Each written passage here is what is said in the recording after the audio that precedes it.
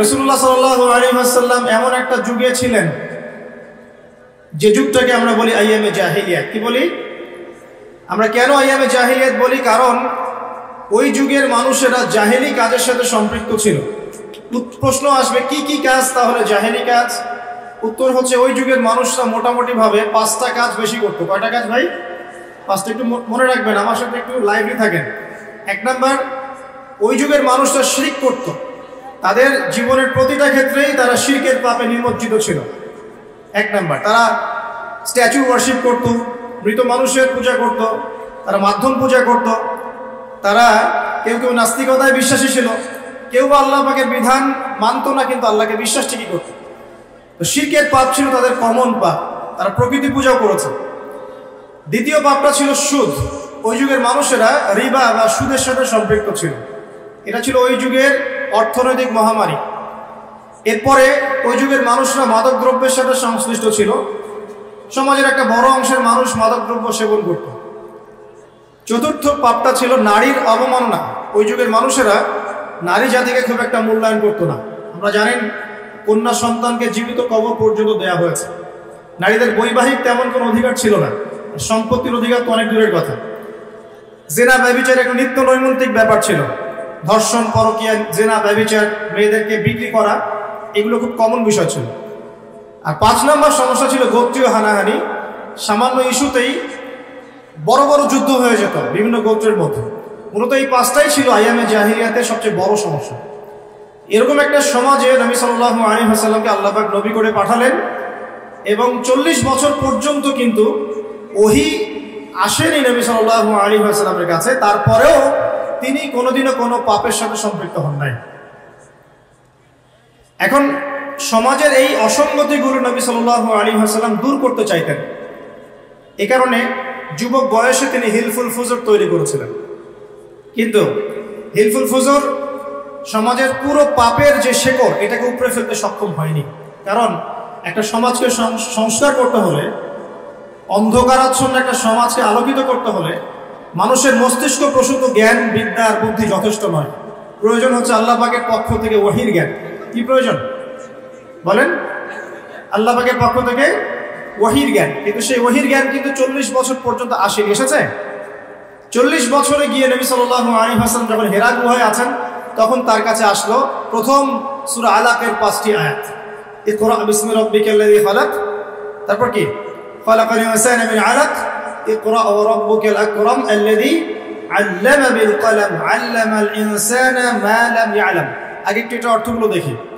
আল্লাহ পাক বলছেন যে সমাজটা আপনি পরিবর্তন করতে যাচ্ছেন, এই সমাজের পরিবর্তন এভাবে হবে না। আগে কি করতে হবে? ইকরা, আগে পড়তে হবে। কি পড়তে হবে? বিসমি রাব্বিকাল্লাযী খালাক, আপনার সেই রবের নামে যিনি আপনাকে সৃষ্টি করেছেন। যে জ্ঞান আপনাকে আল্লাহ পর্যন্ত পৌঁছে দিবে, সেই জ্ঞান চর্চা আপনাকে করতে হবে। এটা 1 নাম্বার। 2, খালাকাল ইনসানা মিন আলাক, যে আল্লাহ মানুষকে আলাক থেকে সৃষ্টি করেছেন, অর্থাৎ মানুষ এমনি এমনি পৃথিবীতে আসে নাই, তার একজন সৃষ্টিকর্তা আছেন। ইকরা ওয়া রাব্বুকাল আকরাম, আপনি পড়ুন আপনার সেই রবের নামে যিনি মহামান, মহিমান্বিত, মহা সম্মানিত। আল্লাযী আল্লামা বিল কলম, যিনি মানুষকে কলম দ্বারা জ্ঞান শিক্ষা দিয়েছেন। পড়ার সাথে লেখার সম্পর্ক আছে। আল্লামাল ইনসান মা লাম ইয়ালাম, মানুষকে সেই জ্ঞান শিক্ষা দিয়েছেন যা মানুষ জানতো না। আল্লাহ পাক আদম আলাইহিস সালামকে সৃষ্টি করেই প্রথমে তাকে সমস্ত নাম শিক্ষা দিয়েছেন। ওয়া আল্লামা আদামাল আসমাআ কুল্লাহা, আল্লাহ পাক বলেন আমি আদমকে সমস্ত নাম শিক্ষা দিয়েছি। তার মানে আদম আলাইহিস সালাম সৃষ্টিগতভাবে জ্ঞানী ছিলেন না, আল্লাহ পাক তাকে জ্ঞান দিয়েছেন। অর্থাৎ আমরা যারা পৃথিবীতে আছি, আমরা সৃষ্টিগতভাবে জ্ঞানী নই, আল্লাহ পাক আমাদেরকে জ্ঞান দিয়েছেন। এবং এই জ্ঞান কিভাবে আসে? ওহীর জ্ঞান, ওহীর মধ্য দিয়ে আসে।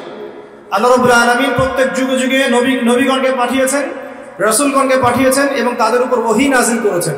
সেই জ্ঞানটা ছড়িয়ে পড়েছে আদম সন্তানদের মধ্য থেকে, এবং সেই জ্ঞানের চর্চায় আমরা এখন সমাজ সংস্কারের প্রয়াস পাই, আলহামদুলিল্লাহ। প্রিয় ভাইয়েরা, নবী সাল্লাল্লাহু আলাইহি ওয়াসাল্লামের উপর এই যে প্রথম কোরআন নাযিলটা শুরু হলো, এটা ছিল রমাদান মাসে এবং লাইলাতুল কদরে। এরপরে বিভিন্ন সময়ে প্রায় 23 বছর ধরে বিভিন্ন ঘটনার পরিপ্রেক্ষিতে এক এক সময় এক একটা বিধান এবং আয়াত নাযিল হয়েছে। এভাবে 23 বছর পর যখন এই কোরআন এবং তার ব্যাখ্যা হাদিসকে কেন্দ্র করে নবী সাল্লাল্লাহু আলাইহি ওয়াসাল্লাম সমাজ সংস্কার করা শুরু করলেন, 23 বছর পর আমরা দেখলাম যে মক্কার মধ্যে কোনো প্রকার শিরকের বালাই নাই, আলহামদুলিল্লাহ। আমরা দেখলাম যে মক্কায় কোনো সুদ বা রিবা বলতে কিছু নাই। আমরা দেখলাম যে মক্কায় মাদক দ্রব্য বলতে কিছু নাই, মক্কায় জেনা ব্যভিচার নাই, মক্কায় কোনো গোত্রীয় হানাহানি নাই, কোনো নারী জাতির কোনো অবমাননাও নাই। অর্থাৎ পুরো অন্ধকারাচ্ছন্ন সমাজটা আলোকিত হলো কিসের কারণে, কিসের মাধ্যমে? আল্লাহ পাকের ওহীর মাধ্যমে। সেই ওহীটা কি? যেটা আমার হাতে দেখছেন, আল কোরআনুল কারীম। আল্লাহ পাকের ওহীটা কি? আল কোরআনুল কারীম, এবং তার ব্যাখ্যায় কি আছে? সুন্নাহ আছে, নাকি সুন্নাহ নাই? কোরআন এবং সুন্নাহ একত্রিত হয়েই তো ওহী। কিছু মানুষ এখন বের হয়েছেন দুঃখজনক, যারা বলেন যে কোরআন মানলেই হবে, হাদিস মানার কোনো প্রয়োজন নাই। এটা একটা ডাহা মিথ্যা কথা এবং এটা একটা ডাহা পথভ্রষ্ট। এখান থেকে বের হওয়ার জন্য আমরা দাওয়াত প্রদান করব, কারণ হাদিস না মানলে আপনি কোরআনও মানতে পারবেন না।